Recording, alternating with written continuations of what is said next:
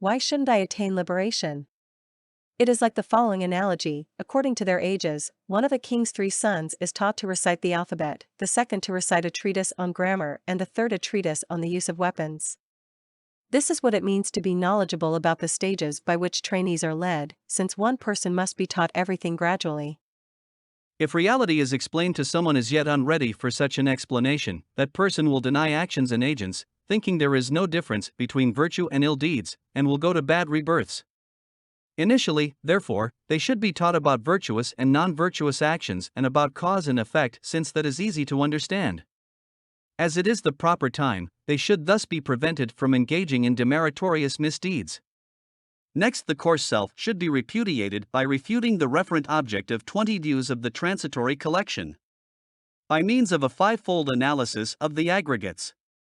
Later, when the mind stream has become receptive, selflessness of persons is taught, and by showing that even selflessness does not exist truly, all views conceiving extremes are prevented.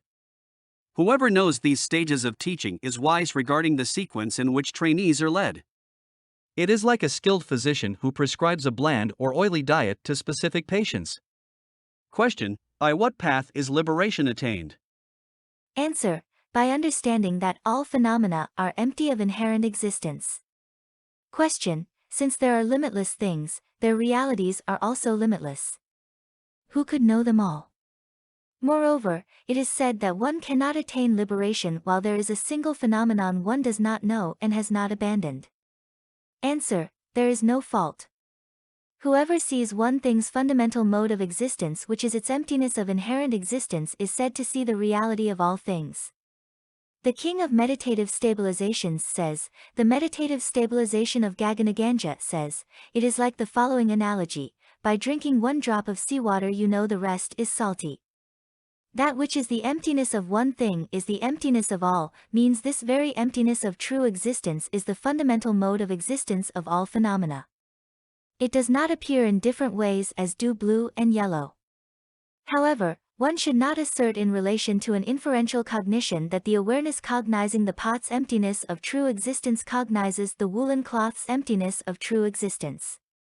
It is like the space in different receptacles. Question: if everything is to be given up because of being empty, why does Sutras say that one should show respect and create merit? Answer: there is no contradiction.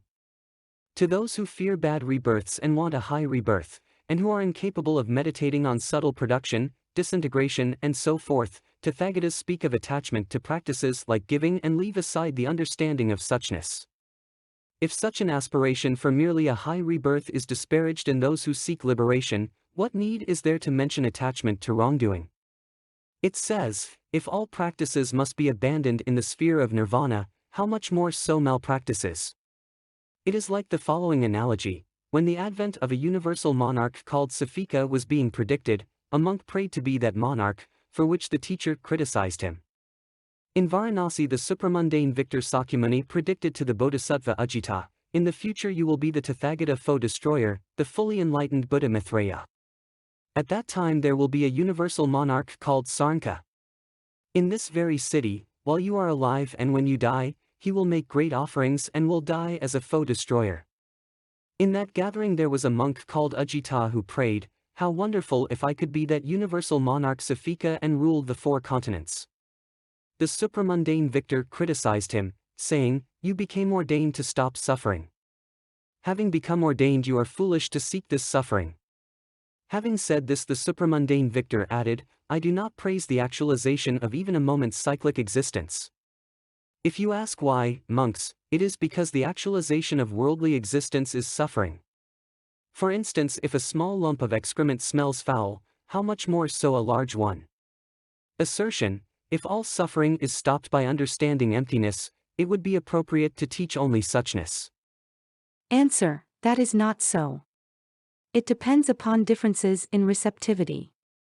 If emptiness is explained to those who are not receptive, it will cause misfortune. Either they will reject emptiness, or, misunderstanding emptiness to mean that everything is non-existent, they will go to bad transmigrations.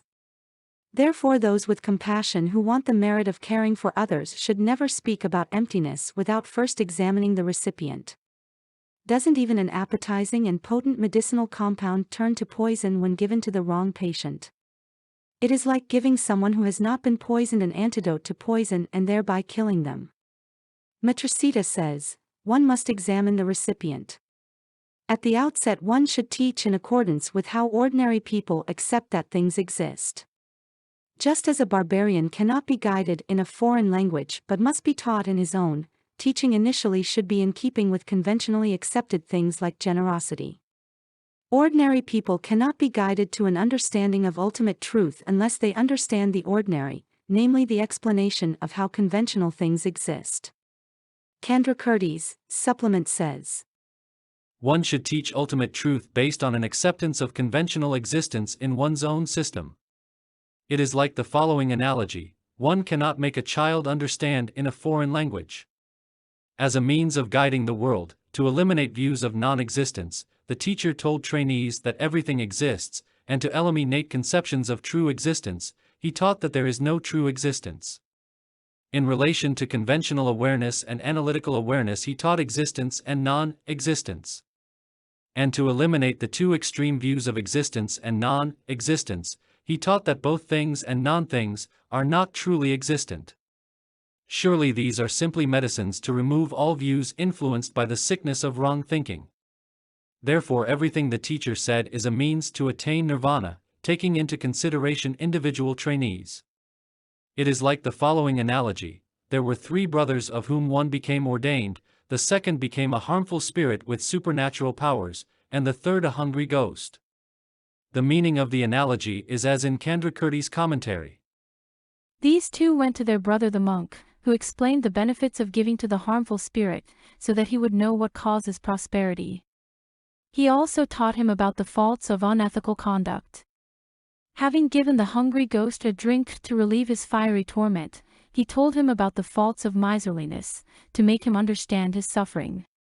Showing how things are free from the extremes of existence and non-existence by teaching that they exist, do not exist, and so forth, is teaching on the ultimate. Correctly perceiving the ultimate with supramundane wisdom leads to the attainment of the supreme state of liberation. Perceiving it to some extent with the mundane wisdom arising from meditation or from hearing and thinking leads to good rebirths. Thus the wise constantly expand their intelligence to think about the inner nature, emptiness. It is like the analogy of a thief in the king's palace who was solicited by an immoral woman. A thief kept visiting a temple where some monk said, "Please accept a gift from us." When he asked what kind of gift, they answered that it was a religious one, the precepts of basic training. However, he said that he could not abstain from killing, stealing, lying, or drinking liquor, but would give up sexual misconduct. So, promising to give that up, he took one precept. At night he crept into the king's palace to steal, and there an immoral woman saw like item but